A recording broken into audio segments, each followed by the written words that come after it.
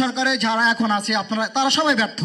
এনারা এখন পর্যন্ত এই 1.5 বছরে একটা শহীদের হত্যার বিচার দৃশ্যমান করতে পারে নাই। এই 1.5 বছরে তারা শুধু লুটপাট এবং তাদের পকেট বাণিজ্য সারা করে আসতেছে এবং করতেছে। আমরা এই ইন্টারিম সরকারকে শহীদ পরিবার পক্ষ থেকে ধিক্কার জানাই। আমরা শহীদ পরিবার আহতদের থেকে আমরা তাকে বয়কট করেছি।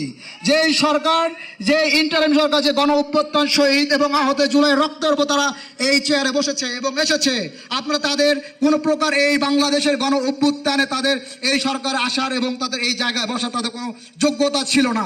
আসিফ নজরুল স্যারকে বলতে চাই, আপনি কোথায় ছিলেন? আপনি আপনার নিজের জায়গা আগে কোথায় ছিল সেটা চিন্তা করেন। আপনি এই জায়গায় আসতে পারতেন না। এই যে আপনাদের ছাত্র উপদেষ্টা 3 উপদেষ্টা সংসদে গিয়েছিল, তারা যে এই বললো যে শহীদ এবং আহতের ছাত্র গণ অভ্যুত্থানের ম্যান্ডেট দিয়ে তারা যে সংসদে গিয়েছিল, তারা শহীদ এবং আহত যারা কি করতে পেরেছে এবং কি করেছে? তারা কিছুই করে নাই। তাদের ভোগ বিলাসিতা এবং তাদের পকেট বাণিজ্য করার জন্য তারা এই সংসদে এসেছিল।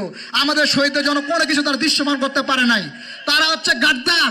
আমি বলেছি এর আগে ডাকসু ভবনে গিয়ে বলেছিলাম, একটা ভিডিওর মধ্যে অনেক সাংবাদিক তারা আপনার ভিডিও করেছেন, আমি বলেছিলাম জুলাই এই গণ অভ্যুত্থানে আপনার জুলাই গাদ্দার যদি চিনতে চান, সেই সাজিদকে চিনে আসেন, এই নাসিরকে চিনে আসেন, এই আপনার হাসান মাহমুদ ভাই খুব ভালো ছিলেন।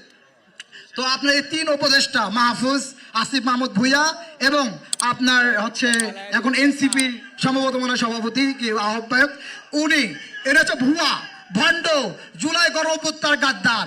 তো আমি এটা বলতে চাই, আপনারা আমাদের শহীদদের জন্য কিছু করতে পারেন নাই। আমাদের দয়া করে শহীদ পরিবার ট্যাগ দিবেন না, শহীদ পরিবার আহতদের নাম বিক্রি করবেন না। আপনারা দয়া করে আমাদের শহীদদের নাম আর ইউজ করবেন না।